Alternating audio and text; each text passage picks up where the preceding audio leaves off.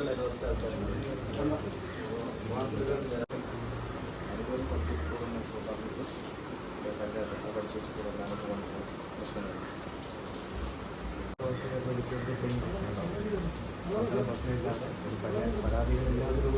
പരിഹാരത്തിലേക്ക് കൊണ്ടുപോകാൻ ഗവൺമെൻറ് വളരെ ശ്രമമാണ്.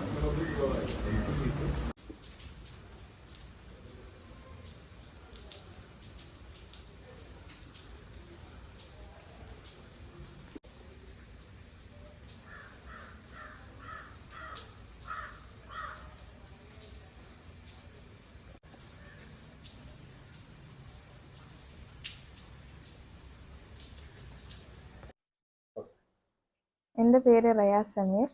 ഞാൻ കോഴിക്കോട് ജില്ലയിലെ വടകരയിലാണ്. ഈ വർഷത്തെ SSLC പരീക്ഷയിൽ ഫുൾ A+ നേടി പാസ്സായൊരു കുട്ടിയാണ്. ഞാൻ നേമുണ്ട ഹയർ സെക്കൻഡറി സ്കൂളിലാണ് പഠിച്ചത്.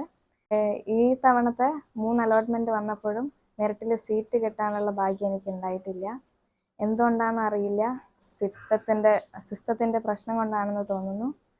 ഗ്രേസ് മാർക്ക് ഇല്ലാതെ A+ നേടിയതിലൊരു കാര്യമില്ലാത്ത പോലെ എനിക്കിപ്പോൾ തോന്നുന്നുണ്ട്. ആദ്യമൊക്കെ മെറിറ്റിൽ സീറ്റ് കിട്ടാത്തത് മാത്രമായിരുന്നു എൻ്റെ വിഷമം. എന്നാൽ ഇപ്പോൾ മാനേജ്മെൻറ്റിൽ പോലും സീറ്റ് കിട്ടാത്തൊരവസ്ഥയിലാണ് ഞാനുള്ളത്. എൻ്റെ പഞ്ചായത്തിൽ ആകെ ഒരു സ്കൂളേ ഉള്ളൂ. അവിടെ 60 സീറ്റേ ഉള്ളൂ. അവിടെ എന്നിട്ട് ഞാൻ മാനേജ്മെൻറ്റിൽ സീറ്റ് ചോദിച്ചപ്പോൾ പോലും അവർ പുറത്തുനിന്നുള്ള കുട്ടികൾക്ക് സീറ്റ് കൊടുക്കില്ല എന്നാണ് പറഞ്ഞത്. അത് എനിക്ക് താങ്ങാൻ പറ്റാത്തൊരു വിഷമമായിരുന്നു. കാരണം അത്ര പോലും ഞാൻ താമസിക്കുന്ന പഞ്ചായത്തിലുള്ള സ്കൂളിൽ പോലും എനിക്ക് വേണ്ടി ഒരു സീറ്റില്ല.